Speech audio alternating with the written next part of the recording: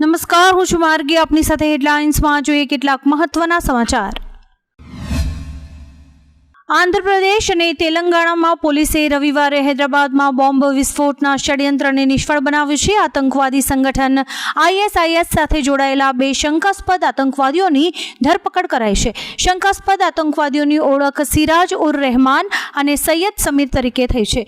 પોલીસને શંકા છે કે બંનેને સાઉદી અરેબિયામાં સક્રિય ISIS મોડ્યુલ તરફથી સૂચનાઓ મળી રહી હતી અને તેઓ હૈદરાબાદમાં હુમલો કરવાના હતા. ભારતીય સૈન્ય કાર્યવાહીએ પાકિસ્તાની સેનાને વ્યાપક સ્તરે નુકસાન પહોંચાડ્યું છે. બલુચિસ્તાનમાં આઝાદીની ચળવળ ચલાવી રહેલા બલોચ લોકો આ પરિસ્થિતિનો લાભ ઉઠાવવા માટે તૈયાર છે. મીર યાર બલોચ સહિત અગ્રણી બલોચ નેતાઓએ રિપબ્લિક ઓફ બલુચિસ્તાનની સ્વતંત્રતાની જાહેરાત કરી દીધી છે અને ભારત તથા સંયુક્ત રાષ્ટ્રને એક સ્વતંત્ર દેશ તરીકે તેમને માન્યતા આપવાની માંગણી કરી છે.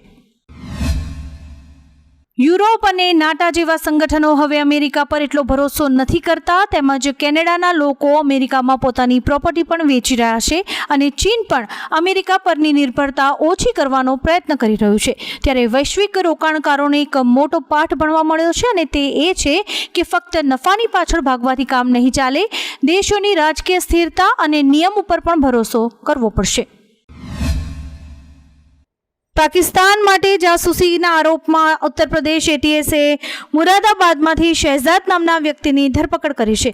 આ શખ્સ છેલ્લા ઘણા વર્ષોથી પાકિસ્તાનની ગુપ્તચર એજન્સી ISIના સંપર્કમાં હોવાનું જાણવા મળ્યું છે.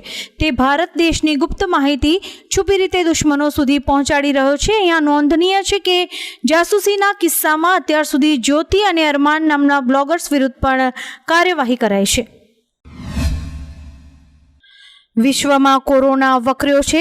મે મહિનાની શરૂઆતમાં સિંગાપોરમાં 14,000થી વધુ કેસ નોંધાયા હતા. એપ્રિલના છેલ્લા અઠવાડિયામાં આ સંખ્યા 11,100ની આસપાસ હતી. અહીં કેસોમાં 28% વધારો થયો છે. તેમજ હોસ્પિટલ્સમાં દરરોજ દાખલ થતા દર્દીઓની સંખ્યામાં પણ 30% વધારો થયો છે. હોસ્પિટલમાં દાખલ દર્દીઓની સંખ્યા તો વધી જ છે, પરંતુ ગંભીર હોય એવા ICU દર્દીઓની સંખ્યામાં થોડો ઘટાડો થયો છે. ગત રાતથી આજે સવાર સુધી 3 દેશોમાં ભૂકંપના આંચકા અનુભવાયા હતા. બંગાળની ખાડીમાં પણ ભૂકંપ આવ્યો હતો. નેશનલ સેન્ટર ફોર સિસ્મોલોજી અનુસાર ચીનમાં મોડી રાત્રે ભૂકંપના આંચકા અનુભવાયા હતા. મધ્યરાત્રિ પછી બંગાળની ખાડી, મ્યાનમાર અને તિબેટમાં ભૂકંપના આંચકા અનુભવાયા હતા. આ 4 સ્થળોએ ભૂકંપના આંચકાને કારણે જોકે જાનમાલના નુકસાનના હજુ સુધી કોઈ સમાચાર નથી મળ્યા. ભારતે બાંગ્લાદેશથી થતી આયાત પર નવા નિયંત્રણો લાદ્યા છે. આ પગલાંથી બાંગ્લાદેશની પહેલેથી જ નબળી અર્થવ્યવસ્થા પર વધુ દબાણ આવવાની શક્યતા છે. ભારત સરકારના વાણિજ્ય અને ઉદ્યોગ મંત્રાલય હેઠળના directorate general of foreign trade એટલે કે DGFTએ 17મી મેના રોજ આ જાહેરાત કરી હતી. આ પગલાંને કારણે બંને દેશો વચ્ચે વધતા તણાવ અને બાંગ્લાદેશની તાજેતરની નીતિઓના પ્રતિભાવ તરીકે આ પગલાંને જોવામાં આવી રહ્યું છે. પાકિસ્તાની સેનાના પ્રવક્તા લેફ્ટનન્ટ જનરલ અહેમદ શરીફ ચૌધરીએ કહ્યું કે પાકિસ્તાન ક્યારેય ભારત સામે નહીં ઝૂકે. ભારત અમેરિકા કે ઇઝરાયલ નથી અને પાકિસ્તાન અફઘાનિસ્તાન કે પેલેસ્ટાઇન નથી. કોઈએ પાકિસ્તાનનું પાણી રોકવાની હિંમત ન કરવી જોઈએ. જો આવું થશે તો દુનિયા અમારી કાર્યવાહી જોશે. પાકિસ્તાનને ક્યારેય રોકી નહીં શકાય, મજબૂર નહીં કરી શકાય. ભારત જેટલું વહેલું સમજી જાય તેટલું સારું છે, એવી પણ તેમણે ગર્ભિત ધમકી આપી હતી. અમેરિકાએ ભારતમાંથી કેરીના ઓછામાં ઓછા 15 કન્સાઇનમેન્ટ લેવાનો ઇનકાર કર્યો છે. અધિકારીઓએ આ માટે જરૂરી ઇરેડિયેશન પ્રક્રિયા સંબંધિત દસ્તાવેજોમાં ભૂલ હોવાને કારણે આવું કર્યું હોવાનું સામે આવ્યું છે. શિપમેન્ટ અસ્વીકારને કારણે ભારતીય નિકાસકારોને $5 લાખ એટલે કે લગભગ 4 કરોડની આસપાસ સુધીનું નુકસાન થઈ શકે છે. આ તમામ કન્સાઇનમેન્ટ હવાઈ માર્ગે અમેરિકા મોકલવામાં આવ્યા હતા. જમ્મુ અને કાશ્મીરના પુંછ જિલ્લામાં ભારતીય સેનાએ સ્થાનિક પોલીસના સહકારથી એક મહત્વપૂર્ણ ઓપરેશન હાથ ધર્યું છે. આ ઓપરેશન હેઠળ LOC નજીકના કેટલાક ગામડાઓમાંથી કુલ 42 જીવંત બોમ્બ શેલને સફળતાપૂર્વક નિષ્ક્રિય કરાયા છે. આ તમામ શેલ પાકિસ્તાન તરફથી થયેલા તાજેતરના ગોળીબાર દરમિયાન ભારતીય વિસ્તાર તરફ પડ્યા હતા, જે ગંભીર ખતરો બની શકે તેવી સ્થિતિ ઊભી કરી રહ્યા હતા. પાકિસ્તાનને સમર્થન આપનારા તુર્કીનો દેશભરમાં બહિષ્કાર થઈ રહ્યો છે. અનેક ટ્રાવેલ એજન્ટ્સ, વેપારી સંગઠનો અને યુનિવર્સિટીઝે તુર્કી સાથેના સંબંધ તોડી નાખ્યા છે. જોકે ગુજરાત સરકારે તુર્કી સાથેના વ્યાપારિક સંબંધ યથાવત રાખ્યા છે. ગાંધીનગરમાં તુર્કીશ કંપનીઝ માટે ખાસ હેલ્પ ડેસ્ક પણ ઊભું કરાયું છે. તુર્કીએ કંપનીઝ ગુજરાતમાં મોટી ભાગીદારી ધરાવે છે, ત્યારે ગુજરાત સરકારનું આ વલણ ચર્ચાનો વિષય બન્યું છે.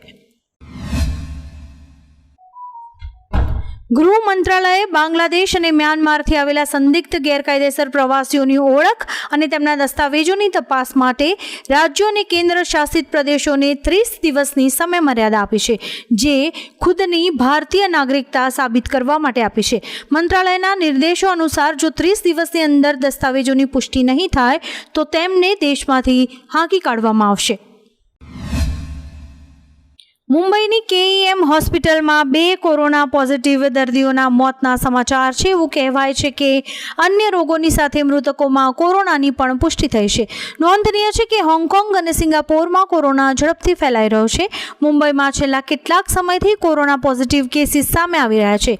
મળતી માહિતી મુજબ 58 વર્ષીય મહિલાનું મૃત્યુ કેન્સરથી અને 13 વર્ષની છોકરીનું મૃત્યુ કિડનીની બીમારીથી થયું હતું.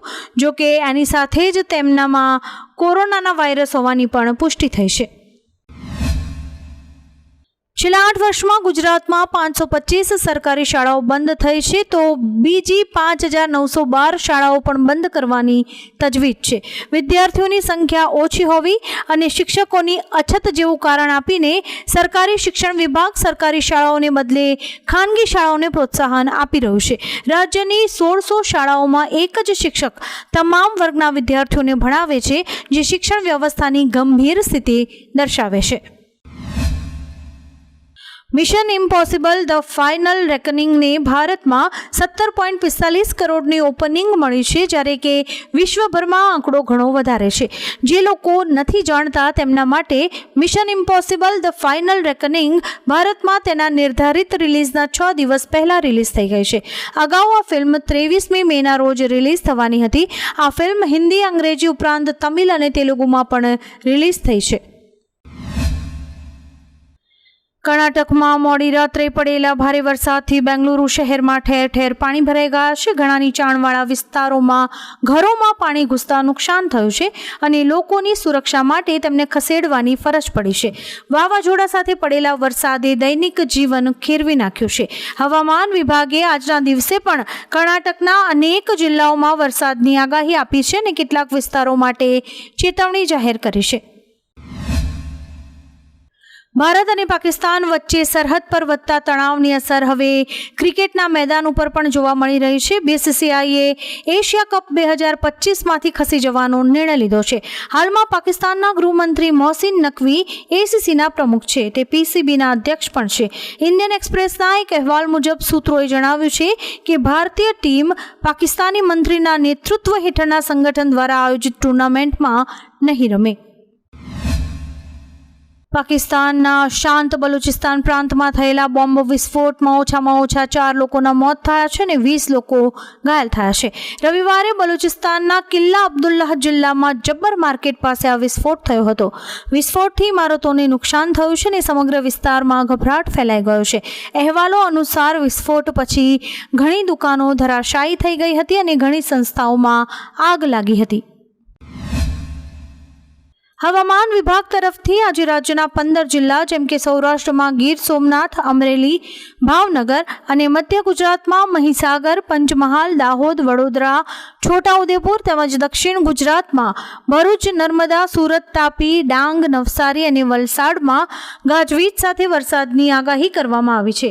આ ઉપરાંત 3 કેન્દ્ર શાસિત પ્રદેશ દીવ, દમણ, દાદરા અને નગર હવેલીમાં પણ વરસાદ પડવાની શક્યતા વ્યક્ત કરાઈ છે.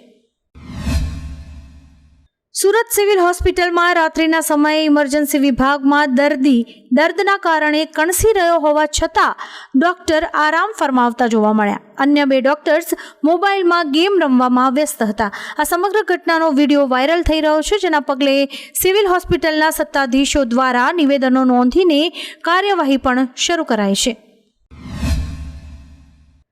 હવામાન નિષ્ણાત અંબાલાલ પટેલે ફરી એકવાર રાજ્યમાં ભારે વરસાદની આગાહી કરી છે. તેમણે જણાવ્યું છે કે આગામી 22 મેથી રાજ્યમાં વાવાઝોડા સાથે ભારે વરસાદ પડી શકે છે.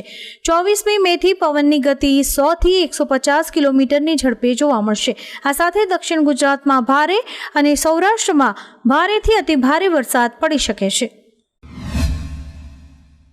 યુકો બેંકના ભૂતપૂર્વ ચેરમેન અને મેનેજિંગ ડિરેક્ટર સુબોધ કુમાર ગોયલની ઈડી દ્વારા બેંક છેતરપિંડીના કેસમાં ધરપકડ કરાઈ છે.